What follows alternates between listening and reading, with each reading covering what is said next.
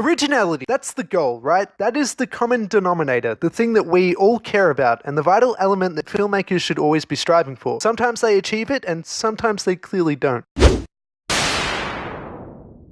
Alright, anyway, let me start off by naming just a few of my favourite movies that were released last year and also got generally positive reactions. Arrival, Captain America Civil War, Deadpool, Hacksaw Ridge, and 10 Cloverfield Lane. Okay, so that's a solid little list, right? But other than these titles all providing one hell of a great time at the movies, what else do they all have in common? Well, I hate to break it to you, but they were all based on something else. Something that had already existed, whether it be a successful short story, a famous comic book character or series, a follow-up to something we've seen before, or even a true life event. To put it simply, these films, along with most films, wouldn't have existed without some sort of inspiration backing them up. Something that they could lean on, something of a safety net to base themselves upon. And there's absolutely nothing wrong with that. A film should possess a story worth telling, and often the stories worth telling have already been told via some sort of other medium. In a way, we've come so far in storytelling that by now, nothing can really be considered completely original. Everything is based on something else, and we've kind of seen it all. But if you ask me, retelling such stories isn't a problem, not inherently anyway. In fact, when it comes to remakes, there can certainly be a number of positive reasons to make them. But here's a list of what a remake should do in order to be justified. 1. It needs to outdo what has been done before in some sort of way, meaning that primarily it needs to be better.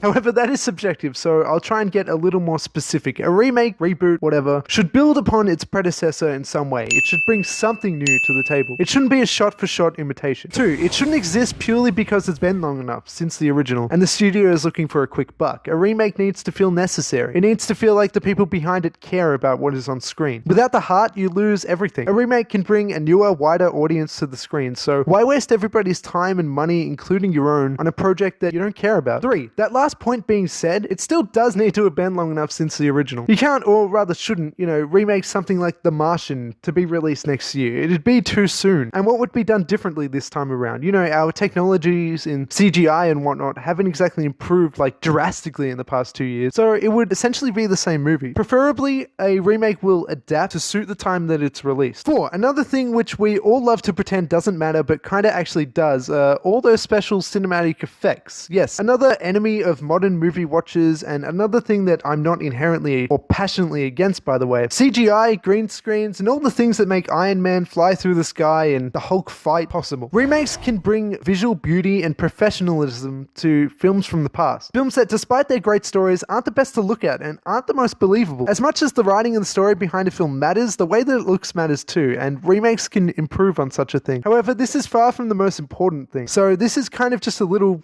quirky bonus. If all that mattered were the visuals, then Independence Day Resurgence or Insurgence, whatever the hell that was called, it would have been my favorite movie of the year, and boy, it really wasn't. 5. Other things. Look, I'm not a filmmaker, I won't pretend to know everything that there is to know about making them, but what's really important when adapting a story, characters, or even just elements from elsewhere to the big screen is having heart. Yes, and I suppose good writing and all that other boring stuff is probably pretty important too, but mostly it's hard. Because film can bring more to a story, film can heighten the experience. I'm not sure about you, but as for me, when I'm sitting in the cinema watching something great, it can be so much more than just being told a good story. It's an experience. It's engrossing. Film can be something to get lost in. These are the experiences that I'd say that we all want a whole lot more of. We do want originality, we do want creativity, and we do want to be swept up in these fictional worlds. Personally, if every movie could make me feel what films like The Revenant and La La Land did, well, let's just say I think I'd just about live at the cinema. But not every film is La La Land. Not every film does make you feel such things, and not every film is good. You hear a lot about the greed and the sellout nature of Hollywood and their addiction to the almighty remake, reboot, sequel, spin-off, and anything else that can be categorized into that group, and we as filmgoers often think of such types of films as being evil, as being money-pinching, soulless, and lazy. And to an extent, I can certainly agree with that. We've seen enough of Transformers for a lifetime, and we've seen way too much of any pirate based around the Caribbean. We've seen more than enough unnecessary and pointless remakes that add nothing to the concept in films, and we've seen far too much of the crappy side of film.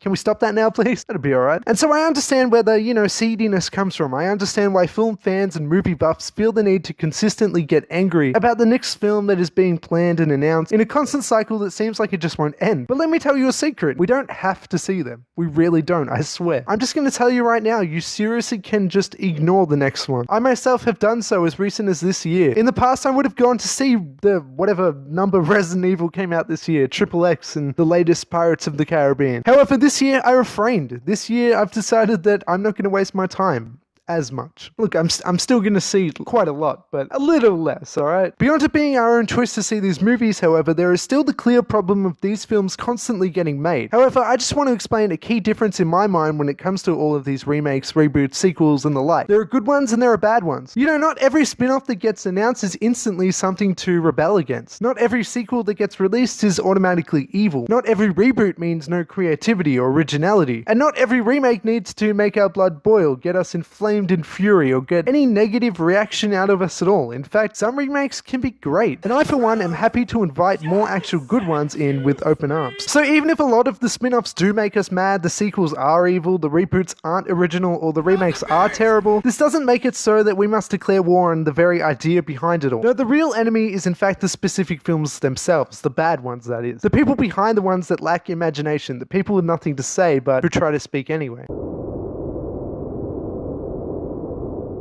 And this is really the primary point that I wanted to get across, the fact that remakes and the like can be fantastic if handled well. We as filmgoers just have to pay attention to the difference. We have to slip through those cinematic cracks and find the good, ignore the bad, and not even glance at the ugly.